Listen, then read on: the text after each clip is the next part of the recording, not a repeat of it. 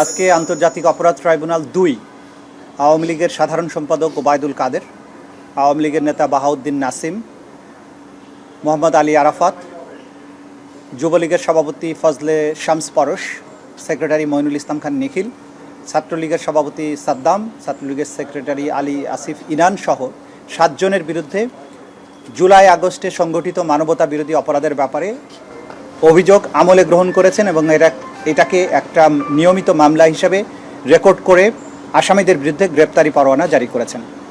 আগামী ২৯শে ডিসেম্বর এই আসামিদেরকে গ্রেপ্তার করে আদালতে উপস্থিত করার জন্য আইনশৃঙ্খলা রক্ষাকারী বাহিনীকে নির্দেশ দেওয়া হয়েছে। এটা ছিল আজকের মূল প্রসিডিংস।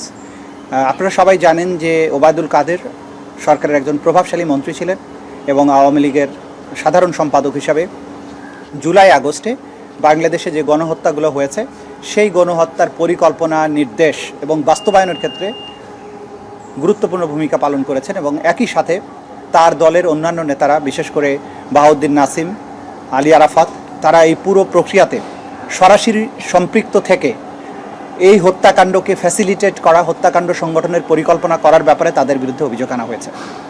আপনারা এটাও জানেন যে জুলাই আগস্টে যে হত্যাকাণ্ড বাংলাদেশে সংগঠিত হয়েছে সেখানে পুলিশের পাশাপাশি বা অন্যান্য বাহিনীগুলোর পাশাপাশি অক্সিলিয়ারি ফোর্স হিসাবে আওয়ামী লীগ, যুবলীগ এবং ছাত্রলীগ এই ৩টি বাহিনী সরাসরি আক্রমণে অংশগ্রহণ করেছে এবং নির্মম নিষ্ঠুরভাবে ছাত্র জনতার আন্দোলন দমনে তারা হত্যাকাণ্ড চালিয়েছে, অত্যাচার করেছে, মানুষকে অঙ্গহানি করেছে, মানুষকে বন্দী করেছে এবং অন্যান্য ধরনের অপরাধ করেছে।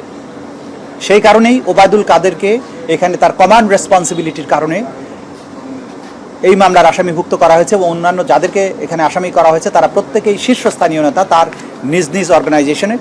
সেই কমান্ড রেসপন্সিবিলিটির কারণে তাদেরকে আসামিভুক্ত করা হয়েছে এবং আমরা এই প্রতিশ্রুতি ব্যক্ত করছি জুলাই আগস্টের এই যে জঘন্য মানবতা বিরোধী অপরাধ যেটা বাংলাদেশে সংঘটিত হয়েছে আপামর জনসাধারণের উপরে, তরুণ, যুবা, ছাত্র ছাত্রী এবং শিশু কিশোরদের উপরে এই হত্যাকাণ্ডের বিচার নিশ্চিত করার ব্যাপারে সরকার দৃঢ় প্রতিজ্ঞ। সেই বিচার নিশ্চিত করার যে ধাপ, সেই তদন্তের ধাপগুলো অতিক্রম করে আজকে যেহেতু ফর্মাল তদন্ত রিপোর্ট এসছে এবং এরপরে আনুষ্ঠানিকভাবে অভিযোগ তাদের বিরুদ্ধে দাখিল করা হয়েছে, আমরা দৃঢ় প্রতিজ্ঞ তাদের ব্যাপারে এই বিচার প্রক্রিয়া যথাযথ প্রক্রিয়ার মধ্য দিয়ে সামনে অগ্রসর হবে এবং আমরা নিশ্চয়ই শেষ দিন পর্যন্ত সকল আসামির বিচার এবং তাদের যে প্রাপ্য সেটা নিশ্চিত করতে আমরা কাজ করব। Thank you. আসামিদের অবস্থা কি? আসামিরা প্রত্যেকেই পলাতক আছেন, এই জন্য আইনশৃঙ্খলা রক্ষাকারী বাহিনীকে নির্দেশ দেওয়া হয়েছে তাদেরকে গ্রেপ্তার করে আদালতে উপস্থিত করার জন্য। যদি তাদেরকে গ্রেপ্তার করা না যায় আইন অনুযায়ী অগ্রসর হবে, তাদের জন্য অনুপস্থিতি ডিক্লেয়ার করে পত্রিকায় বিজ্ঞপ্তি দেওয়া হবে তাদেরকে হাজির হওয়ার জন্য। তারা যদি স্বেচ্ছায় হাজির হন তাহলে তাদেরকে ডিফেন্ড করার জন্য সরাসরি নিজেরা আইনজীবী নিয়োগ করে এখানে ডিফেন্ড করতে পারবেন। তারা যদি আইনগত এই প্রক্রিয়া, আদালতের এই প্রক্রিয়াকে শ্রদ্ধা না করেন, তারা যদি তাদের নির্দোষিতা প্রমাণ করার জন্য নিজেরা আদালতে উপস্থিত না হন, সেটার দায় দায়িত্ব তাদের নিজেদের। ন্যায় বিচার তাদের এই পলায়নের জন্য বসে থাকবে না। তখন বাংলাদেশের প্রচলিত আইন অনুযায়ী এই আসামিদেরকে পলাতক ঘোষণা করে তাদের পক্ষে রাষ্ট্রের পক্ষ থেকে আইনজীবী নিয়োগ করা হবে যদি তারা হাজির না হন এবং এরপরে আইনসম্মত প্রক্রিয়ায় এই বিচারটি সামনে অগ্রসর হবে। না, আমরা তুলনা কিছুই করব না। যতটুকু কার অফেন্সের গ্র্যাভিটি কতটুকু সেটা আদালতে যখন সাক্ষ্য প্রমাণ আসবে তখন আপনারা বুঝতে পারবেন। খোলা চোখে তো আপনারা বুঝতে পারছেন যে আওয়ামী লীগের সাধারণ সম্পাদক, সভানেত্রী বা সভাপতির পরে সাধারণ সম্পাদক, সুতরাং মূল প্রক্রিয়ার কমান্ড রেসপন্সিবিলিটি তার আছে।